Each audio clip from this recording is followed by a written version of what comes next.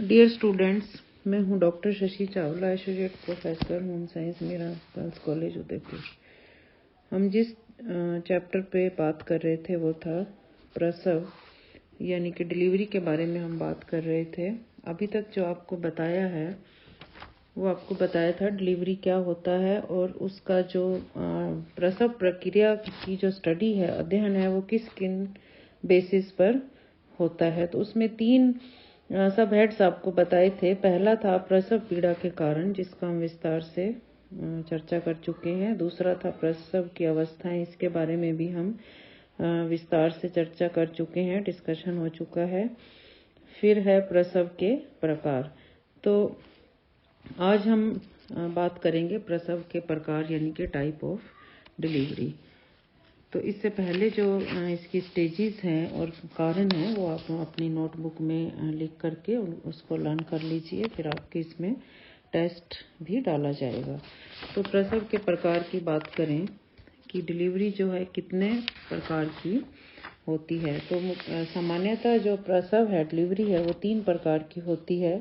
सामान्य प्रसव यानी कि नॉर्मल डिलीवरी, जो बिल्कुल नॉर्मल वे से हो जाती है, लेकिन इसमें काफ़ी पीड़ा सहन करनी पड़ती है। अगर महिला जो है पीड़ा अच्छे से सहन कर लेती है, पेशेंस रखती है, तो नॉर्मल डिलीवरी जो है वो ईजिली हो जाती है।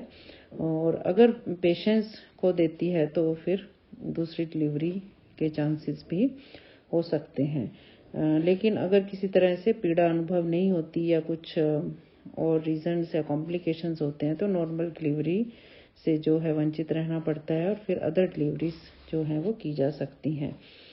और दूसरा है उपकरण की सहायता से, जिसमें उपकरण वगैरह यूज़ किए जाते हैं, जिसको फोर्सेप्स डिलीवरी भी कहा जाता है। तीसरा है शल्य क्रिया द्वारा यानी कि सिजेरियन डिलीवरी। अगर नॉर्मल डिलीवरी संभव नहीं है, फोर्सेप्स डिलीवरी भी अगर नहीं संभव है, कुछ कॉम्प्लिकेशंस या किसी भी कारण से इससे बच्चे का सिर जो है नीचे की तरफ आसानी से नहीं आ रहा है समय पर, तो उसको शल्य क्रिया द्वारा बच्चे को जो है निकाल दिया जाता है, उसको हम सिजेरियन डिलीवरी कहते हैं। और एक होता है फिर असामान्य प्रसव। तो हम इनकी चर्चा करेंगे। पहला है सामान्य प्रसव यानी कि नॉर्मल डिलीवरी क्या होता है। तो गर्भावस्था में जिन महिलाओं का स्वास्थ्य बहुत अच्छा होता है, किसी तरह की उनको कॉम्प्लिकेशंस नहीं होती है उन 9 मंथ्स के दौरान, उनका खान पान, आहार, वस्त्र और शारीरिक स्थिति, वातावरण, लाइफस्टाइल, अगर वो सब जो हैं पॉजिटिव हैं, सब अच्छे से हैं, तो उनका जो डिलीवरी है वो 100%, 99% चांसेस जो हैं नॉर्मल डिलीवरी के रहते हैं। और घरेलू कामकाज या वो कुछ भी काम करती हैं अन्य कार्य, तो उनको कोई भी फर्क नहीं पड़ता है और उनका शरीर चुस्त व गतिशील रहता है। तो ऐसी महिलाओं को जो है शिशु को जन्म देने में कोई कठिनाई नहीं होती। सामान्य प्रसव में शिशु का सिर जो है, मैंने बताया आपको, नीचे की ओर आ जाता है और गर्भाशय का संकुचन जो है काफ़ी पर्याप्त होता है, जहाँ से कि बच्चा आसानी से बाहर आ सके, किसी तरह की कोई दिक्कत या समस्या नहीं होती है।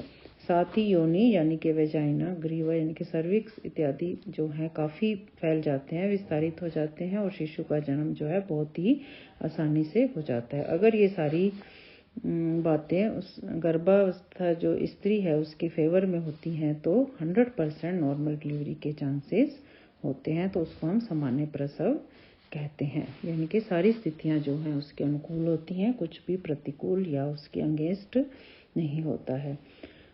फिर दूसरे नंबर की बात करें तो वो है उपकरण की सहायता से डिलीवरी, जिसको हम फोर्सेप्स डिलीवरी कहते हैं। फोर्सेप्स यानी कि चिमटे जैसा एक उपकरण होता है, इसकी सहायता से शिशु निष्कासन में जो है, इनके बच्चा को पैदा करने में काफ़ी समय लगता है और पूरी तरह से अगर वो निष्कासित नहीं हो पाता है तो प्रसव प्रक्रिया जो है उसको पूरा किया जाता है। अपरा के गर्भाशय से चिपक जाने के कारण या फिर कभी जो अम्बिलिकल कोड होता है, नाभि रज्जु के जो शिशु के चारों ओर लिपट जाती है, तो इस तरह का जो प्रसव किया जाता है, इनके फोर्सेप्स की सहायता से उन सबको निष्कासित किया जाता है, उसको हटाया जाता है और डिलीवरी जो है पूर्ण रूप से इसी की सहायता से की जाती है। फिर है सिजेरियन डिलीवरी यानी कि शल्य क्रिया द्वारा।